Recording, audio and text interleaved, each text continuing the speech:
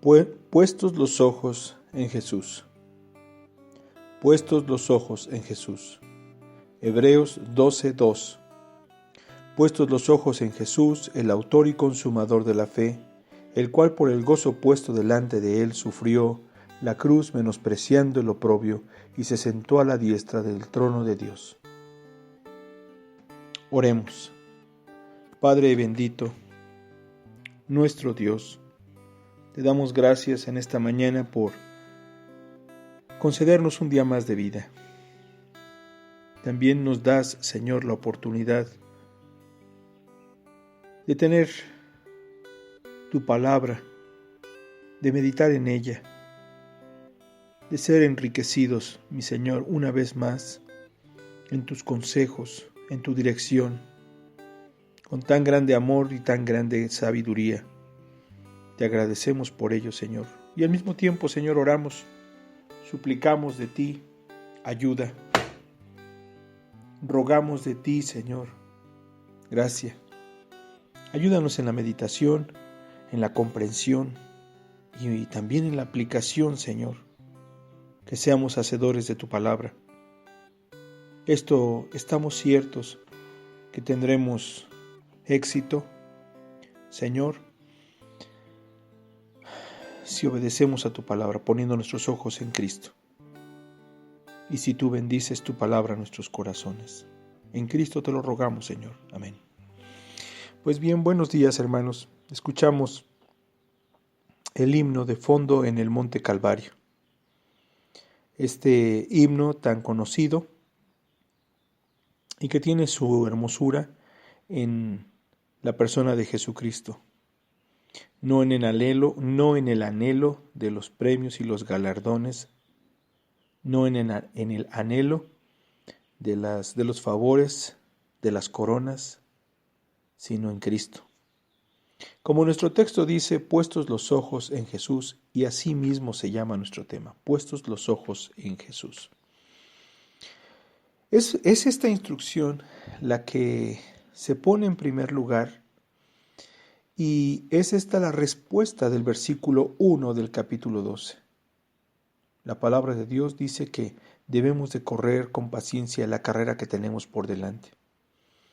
Nos enseña que respecto al pecado y al peso que nos asedia, debemos despojarnos. Y nos da la instrucción, puestos los ojos en Jesús. Nos da dos razones importantísimas. La primera, que Él es el autor, que en Él se encuentra, en su mente se encuentra el plan que fue después consumado o llevado a la práctica, y que solamente Él pudo haber llevado o consumado esta obra de gracia, esta fe, la cual por el gozo puesto, y nos dice en qué sentido, en qué punto de su historia personal esta obra fue concluida, esta fe fue consumada en la cruz del Calvario.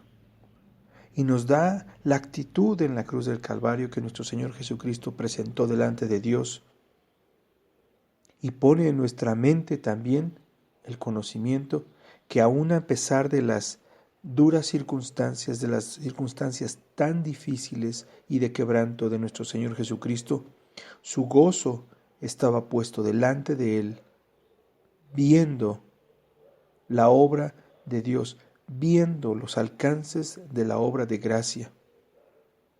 Así, hermanos, que nos narra la Escritura cuál debe ser nuestra actitud en nuestra devoción diaria. Nuestra devoción, hermanos, no se engloba, no tiene solamente un horario. Nuestra devoción habla de cómo hacemos, cómo pensamos, cómo hablamos, cómo vivimos para Dios todo el tiempo. Hemos de estar advertidos que debemos poner nuestros ojos en Jesucristo y solo en Jesucristo, aún en la devoción, de la intimidad del tiempo devocional, de la respuesta cotidiana a nuestro prójimo, de la obra de nuestras manos. Debemos estar despiertos y concentrados. Satanás, el enemigo de nuestras almas, Procura alejarnos de los verdes pastos, procura alejarnos de la provisión de su palabra y procura alejar nuestra vista de Cristo. Note la sutil forma en la que el diablo muchas veces intenta hacer esto. Nos dice, cuando estamos buscando a Dios, que no nos hemos humillado lo suficiente. No te humillas lo bastante. No es suficiente por el pecado cometido. Satanás, como un maestro de mentira y de engaño, como un crítico persuasivo, va a preparar acusaciones muy sutiles. Casi no se van a distinguir. De hecho, podría llevarnos a la Escritura con ejemplos variados entre el rey Manasés en Segunda de Crónicas, Lucas 7, 36 al 50, recordarán aquella mujer prostituta que vino a la casa de Simón el fariseo y derramó intensamente lágrimas, y cómo Manasés se arrepintió tan profundamente e hizo todo lo que había hecho en su maldad, lo deshizo e hizo la obra que Dios puso en su corazón. Nos preguntará a la luz quizá de estos razonamientos que no hay una justa proporción entre nuestro pecado y nuestra aflicción. Pero escuche, esa tesis carnal, animal y diabólica del diablo falla. Falla porque no es factible nunca una proporción entre la aflicción con la naturaleza inherente, con la naturaleza, con una naturaleza que sea correcta y además, o en contraste, los deméritos del pecado. Escuche, ¿por qué?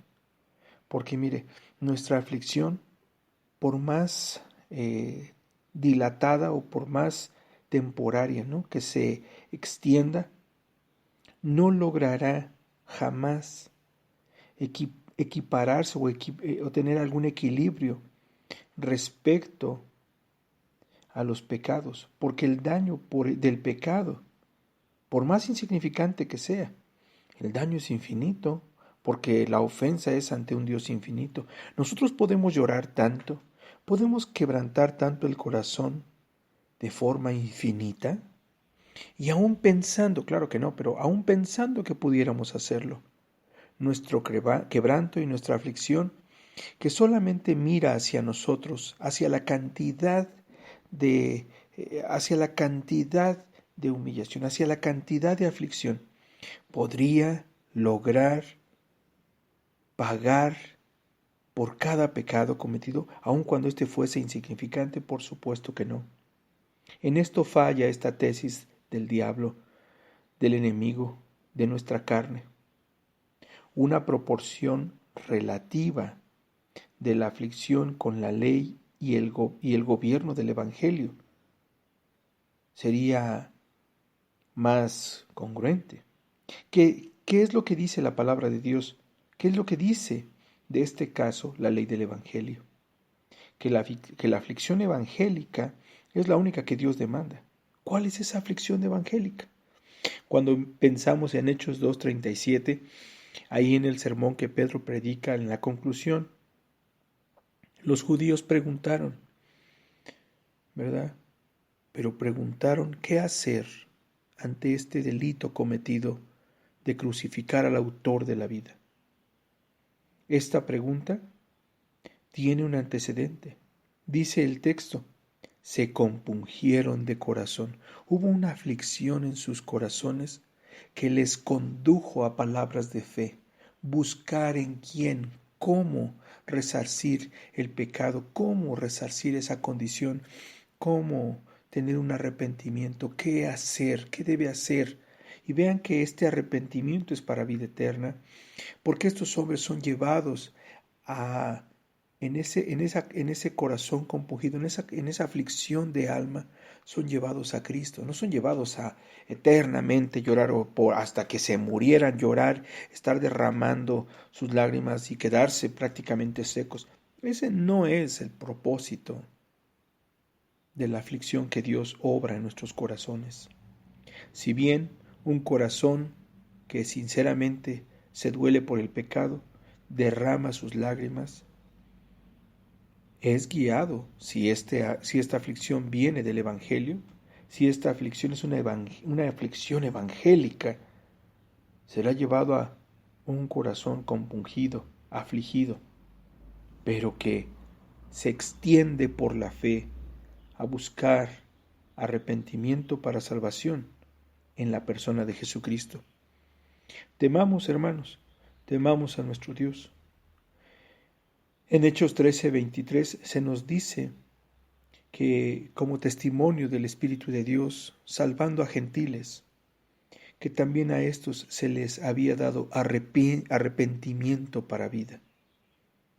Una aflicción de corazón por el pecado, pero también un anhelo por Cristo, un deseo por Cristo genuino. Pongamos nuestros ojos en Jesucristo. Tengamos temor. Despojémonos del pecado. Tengamos temor de Dios. Despojémonos del pecado y de todo peso que nos está asediando, que nos impide correr la carrera. ¿Cómo? Mirando a nosotros mismos. Que el Señor nos libre de eso. Puestos nuestros ojos en Jesús, el autor y consumador de nuestra fe. Oramos. Señor bendito, te rogamos, Señor, que nos concedas ante nuestros pecados aflicción, contrición en nuestros corazones, solamente de la forma digna, cuando poniendo nuestros ojos en Cristo, esperemos de ti esa gracia, no solo de tu perdón, sino de ser llevados a Cristo. Señor, ayúdanos a cerrar nuestros ojos y nuestros oídos a aquellas pretensiones, aquellos pensamientos que nos conducen a humillarnos lo bastante, que nos conducen a pretender revolcarnos en nuestra aflicción. Señor, tu perdón pasa por un arrepentimiento genuino.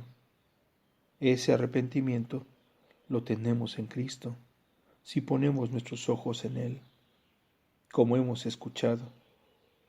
Señor, concédenos venir ante tu presencia con sinceridad. Capacítanos, Señor, en la humildad y también en la humillación, Señor, de tal manera, Dios, que seamos guiados solo a Cristo. Y poniendo nuestros ojos en Cristo, Señor, obtendremos el perdón.